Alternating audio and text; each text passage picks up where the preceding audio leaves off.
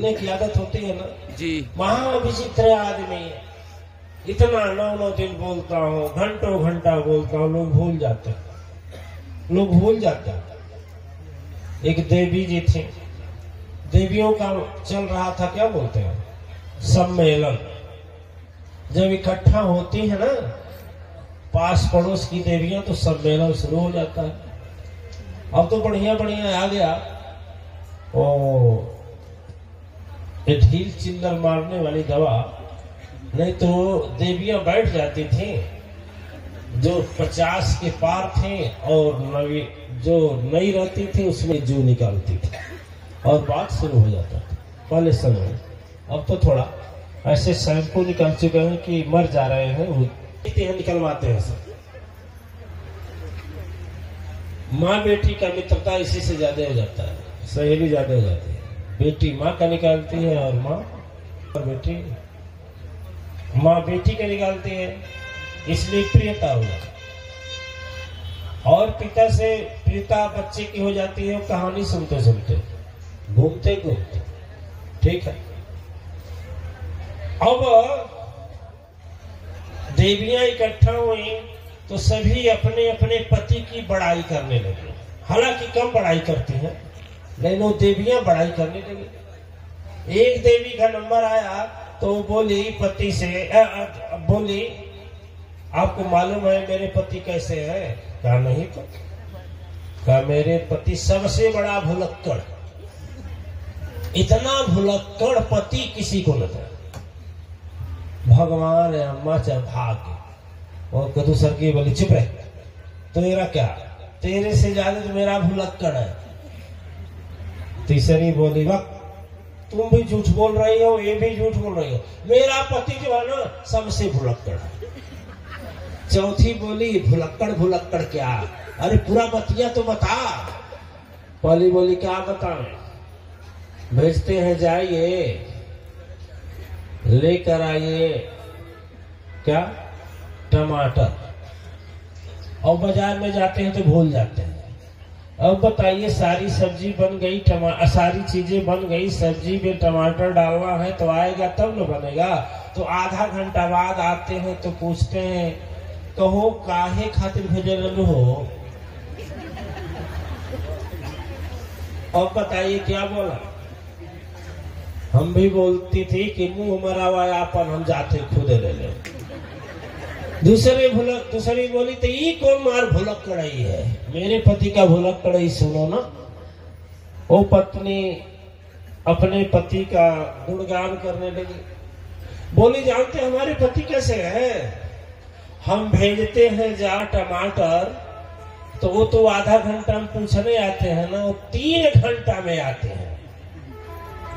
और बोलते हैं सुनिए देवी जी हम भी कम तेज कर रहा नहीं है, लिए अब तक कहाँ थे? तो बोले 3 घंटा घूम घूम कर सोच रहे थे कि आप क्या लाने के लिए भेजे। और जब झोला खोलती हूँ तो उसमें टमाटर की जगह रहता है गाजर। ठीक है, तीसरी की पारी आई। अरे आप लोगों की बात नहीं कर रहे, आप लोगों को कोई ऐसा नहीं है। तीसरी की बारी आई, तीसरी पत्नी बोली ये कोई खास भुलक्कड़ है, अरे हमारे पति तो सबसे ज्यादा उससे भुलक्कड़ है। कहे जब हम इनके साथ जाती हूँ कहीं पार्टी में, कहीं फंक्शन में, कहीं शादी में, कहीं मेला में, कहीं माल में, कहीं बाजार में, तो बिछुड़ जाती हूँ। कहीं हम बिछुड़ जाते हैं तो कहीं ये बिछुड़ जाते हैं, तो खोजने लगते हैं। तो खोजते खोजते जब हमारे पास आकर खड़ा होते हैं तो ऐसे करते हैं, फिर चश्मा उतारते हैं तो पूछते हैं।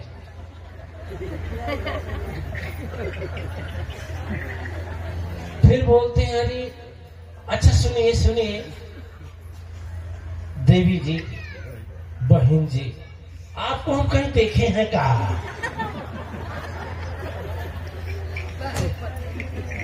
हाय रे पति, सही बोली वो, हाय रे पति।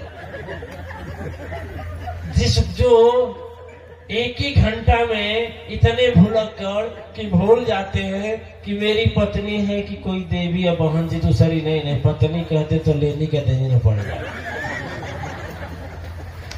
दिव्य आत्माएं जो भुलक्कड़ होने की आदत है ना, ये भुलक्कड़ होने की आदत है, इस भुलक्कड़ की आदत छोड़ना होगा।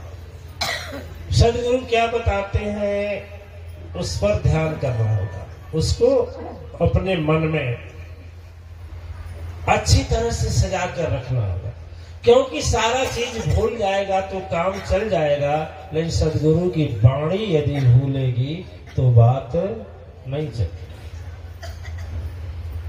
दिव्य आत्माएं